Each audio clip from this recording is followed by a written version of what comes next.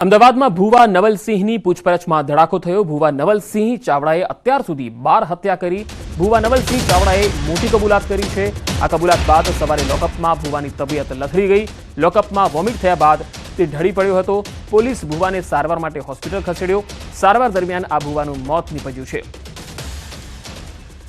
વધુ માહિતી સાથે સંવાદદાતા નવીન ઝા જોડાયા છે અમદાવાદથી। નવીનના આ જે વ્યક્તિ છે ભુવો છે કે જેનું મૃત્યુ થયું છે, આ ભુવાની આખી ક્રાઇમ કુંડળી કયા પ્રકારની રહી છે?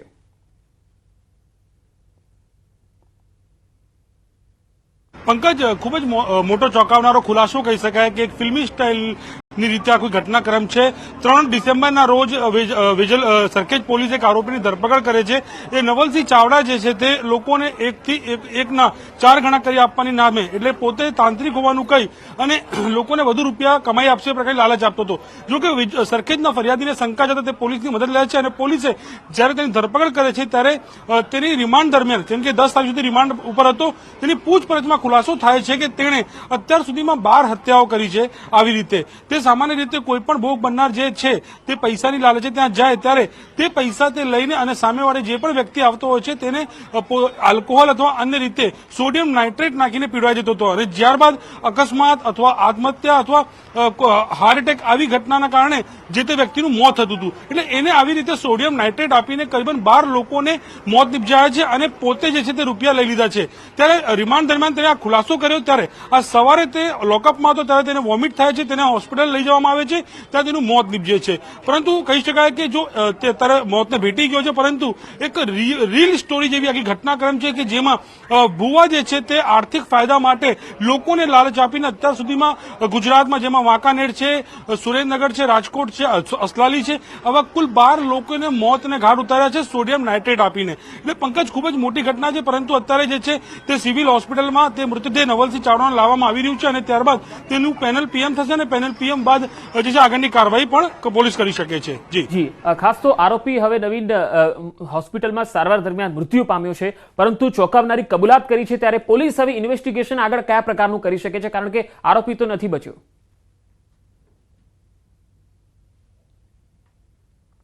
જી પંકજ, અત્યારે જે આરોપી છે તેનું જે મઢ હતું વઢવાણમાં, ત્યાં પોલીસે તપાસ કરી, સર્ચ ઓપરેશન પણ કર્યું। સાથોસાથ આ જે જગ્યાથી સોડિયમ નાઇટ્રેટ લાવતો હતો, એટલે કે જે જગ્યા જે દુકાનમાંથી, તે દુકાનનું પણ પંચનામું અને જે નિવેદન લેવામાં આવ્યું છે દુકાન માલિકનું કે તે કેટલી વખત સોડિયમ નાઇટ્રેટ લઈ ગયો છે।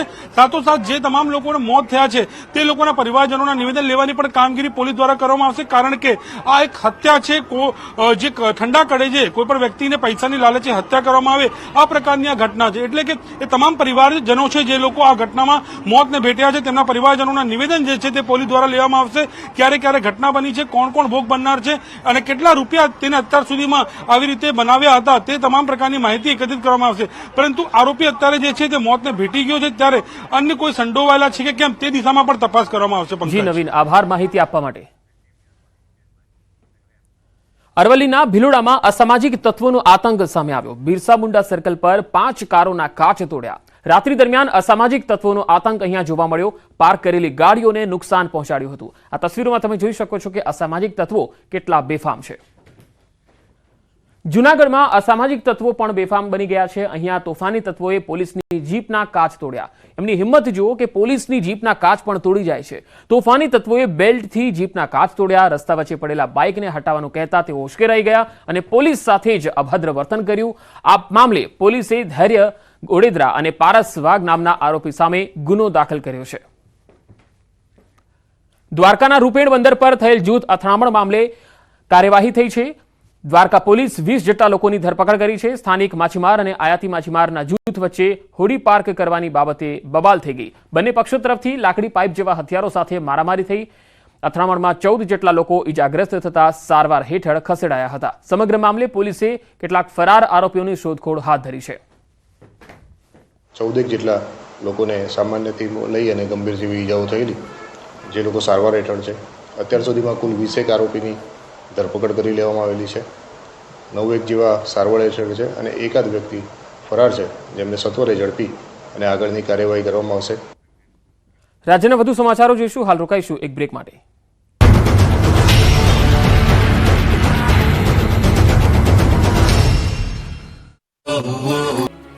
બીઝેડ કૌભાંડ સામે આવતા સીઆઈડી ક્રાઇમે તપાસનો ધમધમાટ શરૂ કર્યો છે ત્યારે હવે બીઝેડ સાથે સંકળાયેલા સરકારી શિક્ષકો પર પણ તવાઈ બોલાવવામાં આવી રહી છે.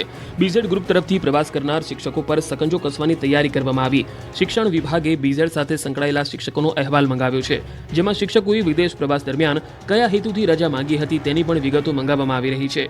કૌભાંડ બહાર આવતા જ કેટલાક શિક્ષકોના વિડીયો વાયરલ થયા તે શિક્ષકોના પણ નિવેદનો લેવામાં આવશે. તપાસમાં એ પણ સામે આવ્યું છે કે વિદેશ પ્રવાસે જવાનું બતાવ્યા વિના જ શિક્ષકોએ રજા મંજૂર કરાવી લીધી. શિક્ષણ વિભાગ એક્શનમાં આવતા જ શાળાઓ દ્વારા જિલ્લા શિક્ષણ અધિકારીને સંપૂર્ણ અહેવાલ મોકલી દેવામાં આવ્યો છે, જેને લઈને બીઝેડ સાથે સંકળાયેલા શિક્ષકો ફોન સ્વિચ ઓફ કરી ભૂગર્ભમાં ઉતરી ગયા છે. આ તરફ બીઝેડના એજન્ટ અને સંચાલક વચ્ચેનો કથિત વિડીયો સામે આવ્યો, જેમાં 1 લાખ સામે 2,97,000ના વળતરની લાલચ આપવાની વાત કરવામાં આવી રહી છે. રોકાણ પર એજન્ટ દ્વારા 27 માસ સુધી વળતર ચૂકવવાની પણ લાલચ આપવામાં આવતી હોવાનો ઉલ્લેખ કરાઈ રહ્યો છે.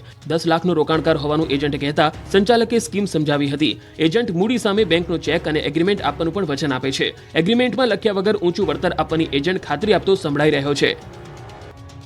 અમદાવાદના શહેર કોટડામાં તોડફોડ કરનાર 5 શખ્સોને ઝડપી લીધા. પોલીસે તમામ આરોપીને સાથે રાખી જાહેરમાં સરભરા કરી હતી. સાથે જ ઘટના સ્થળે લઈ જઈ પંચનામું કર્યું. 5 ડિસેમ્બરની મોડી રાત્રે 9 જેટલા શખ્સોએ શહેર કોટડાના પંડિતનગરમાં હથિયાર વડે વાહનોમાં તોડફોડ કરી હતી. સમગ્ર ઘટનાના વિડીયો સોશિયલ મીડિયામાં વાયરલ થયા. વિડીયો સામે આવતા જ પોલીસે આરોપીઓ સામે ફરિયાદ નોંધી. પોલીસે ઉમેશ પટણી, સાહેડ પટણી, મેહુલ પટણી, સુરેશ પટણી સહિત એક કિશોરને ઝડપી લીધો, જ્યારે અન્ય આરોપીઓને ઝડપી લેવા કવાયત હાથ ધરી. પોલીસ તપાસમાં સામે આવ્યું કે 9 જેટલા શખ્સોએ વરઘોડામાં થયેલા ઝઘડાની અદાવત રાખીને લોકોમાં ધાક ઊભી કરવા હથિયારો સાથે તોડફોડ કરી હતી.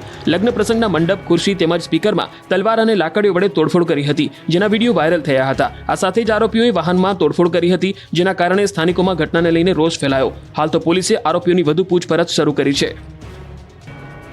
રાજકોટમાં હવે દાદાગીરી